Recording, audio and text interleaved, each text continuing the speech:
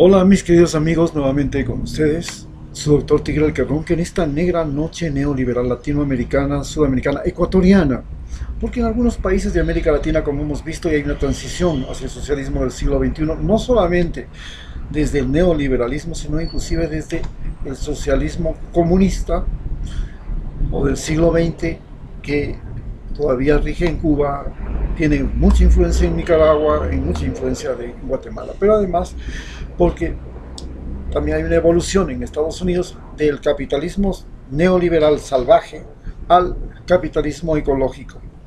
Bien, pero ahora vamos a entender, en mi calidad de consejero de internautas, cómo la política se convirtió en el mecanismo mediante el cual Estados Unidos logró y ha logrado, no solamente Estados Unidos, Europa también, han logrado que nuestras materias primas y nuestra fuerza de trabajo sean mal pagados y nosotros seamos un país subdesarrollado. La política es específicamente, en el caso de Ecuador, el mecanismo mediante el cual se somete a una población de 16 millones de ecuatorianos a un engaño masivo en el cual el objetivo fundamental es seguir siendo proveedores de materias primas y de mano de obra barata para Estados Unidos y para Europa. Esto nos hace pensar en cómo se origina este sistema que tenemos nosotros y que nos gobierna. Todo comenzó hace 200 años cuando nosotros empezamos nuestra independencia. Y en nuestra independencia no se la debemos a personas, campesinos, soldados, valientes, no. Nuestra independencia en todo el continente americano se la debemos a los masones y a los criollos adinerados que lograron infiltrarse dentro de las cortes de los imperios europeos como generales, normalmente como oficiales militares, y luego regresaron al continente americano para tratar de crear sus propios imperios que se llaman países y crear un sistema que les separe de ser sumisos ante los denominados chapetones o aristócratas europeos para crear su propia aristocracia latinoamericana. Ese fue el origen de la política en América Latina. Nace, y el mecanismo de hacer política en América Latina es el contubernio. El contubernio es el mecanismo que crean los masones mediante logias secretas, mediante reuniones secretas en las que se comienza a confabular para tumbar un gobierno. Esto en Ecuador se convirtió en el pan nuestro de todos los días durante los gobiernos en el siglo XX. El contubernio consistía en que se reunían los ilustres de las ciudades, especialmente de Quito y Guayaquil o de Cuenca, o juntados los tres ilustres, y luego iban y golpeaban las puertas de un cuartel.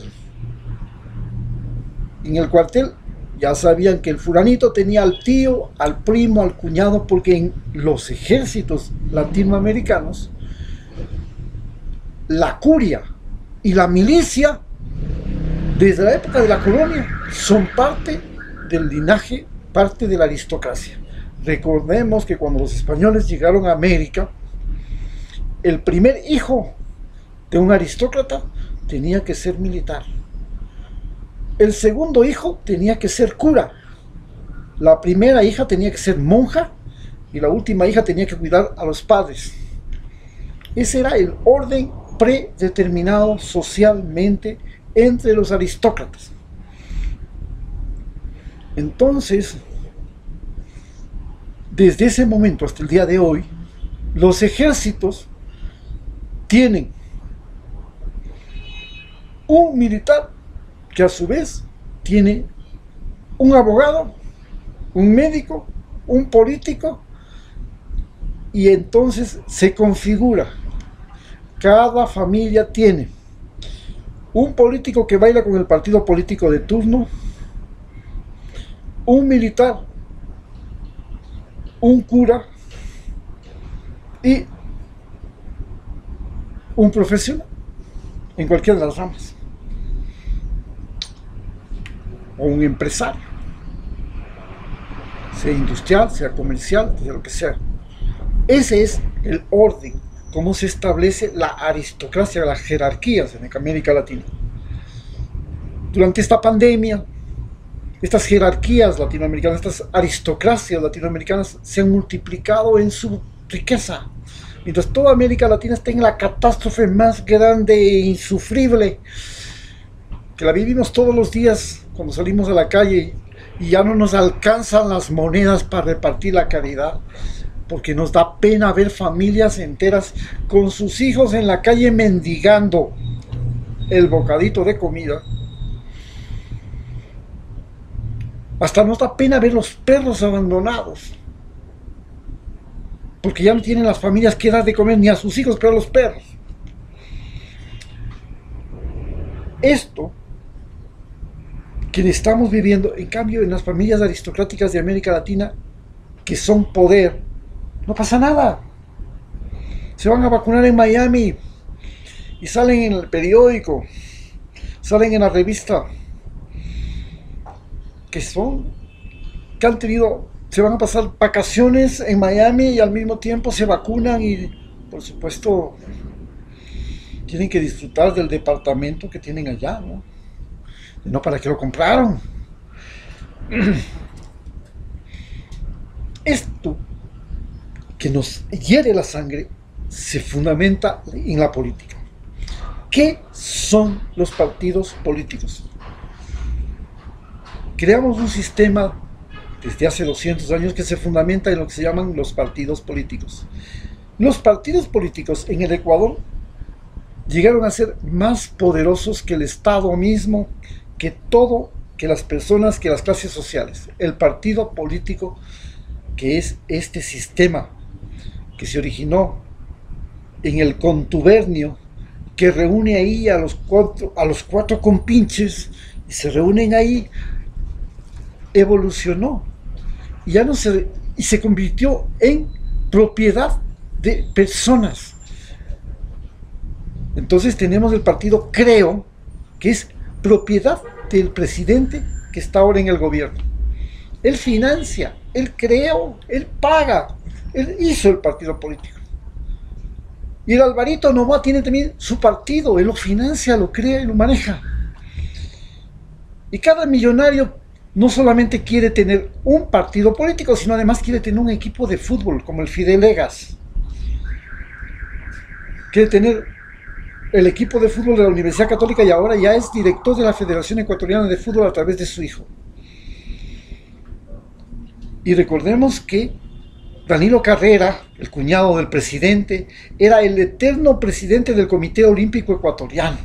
Se paseaba por el mundo llevando a los atletas, y mientras ellos se morían de hambre, pasaban dificultades económicas, él vivía con todas las comunidades de un dirigente deportivo de un país del tercer mundo, que es la gloria más grande. Pues te ve al dirigente deportivo de cualquier país africano, de cualquier país miserable del mundo, vive la vida de pasha, como vivía el cuñado del presidente Guillermo Lasso.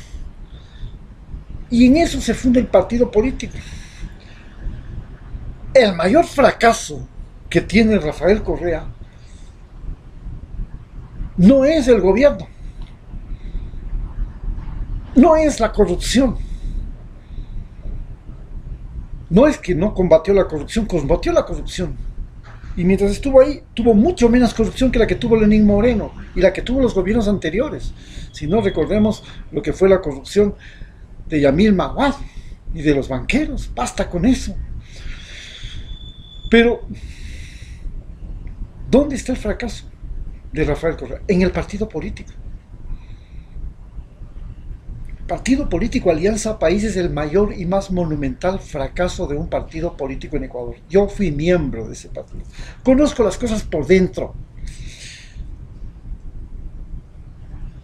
Vi cómo los hipócritas, la gente de doble moral, se apropiaron del partido. Comenzando por gente de mi propia familia. Y fueron candidatos por ese partido.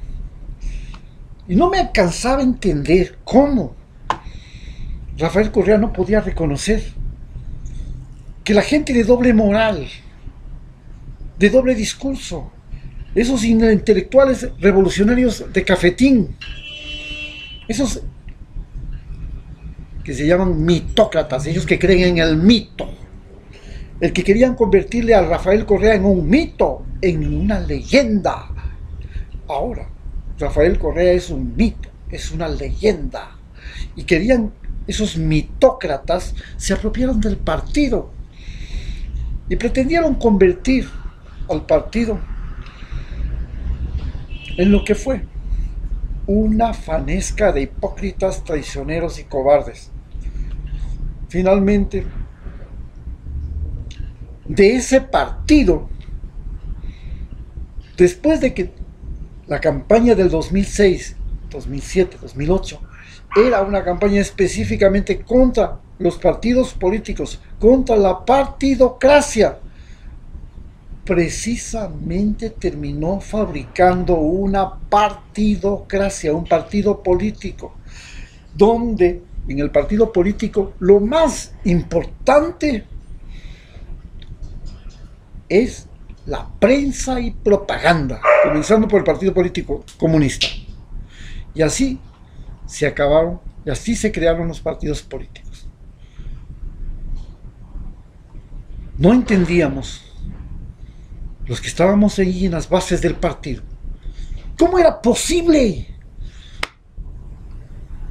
que el director del Seguro Social Campesino de Esmeraldas, donde habían médicos cubanos mucho mejor preparados que la catástrofe de médicos formados en la Universidad de Guayaquil,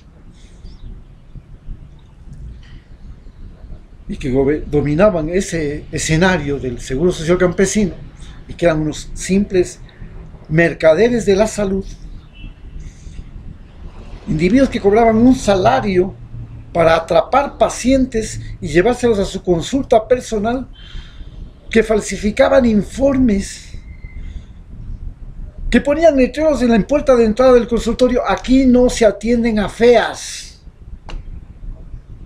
firma Casiguapo, el médico más popular, un médico rotundamente feo, porque era una mezcla de todo, de blanco, de negro, de indio y de todas las razas, pero una mala mezcla. ¿Qué vamos a hacer? Y era feo, pero él decía que no atendía a ninguna mujer que era fea, así que un día le fui a escribir, excepto a mi mamá. Esto es en lo que se terminó. El director de salud de ese grupo de médicos que habían estudiado eran dirigidos por un estudiante recién salido de la Universidad Técnica de Esmeraldas, que ni siquiera había podido la Universidad Técnica registrarse como universidad técnica porque no cumplía con los requisitos mínimos para calificarse como universidad, y de la peor escuela, la Administración de Empresas, que es la escuela donde van a parar en el Ecuador todos los que no pueden entrar a ninguna otra carrera. Entre esos, Lenín Moreno no pudo entrar en medicina, no pudo entrar en psicología, terminó en Administración de Empresas de la Universidad Central, donde hay más de 5.000 estudiantes, solo en una facultad. Entonces, él pasa a dirigirnos a nosotros los médicos. No. Como el gobierno de la excelencia académica, de la meritocracia, terminó colocando en la dirección, en los puestos de decisión, a la gente más mediocre jamás imaginada. Y cómo terminó creando el partido más corrupto jamás imaginado. A tal punto que en esta pandemia fueron precisamente los asambleístas de Alianza País los más corruptos. Muchas gracias.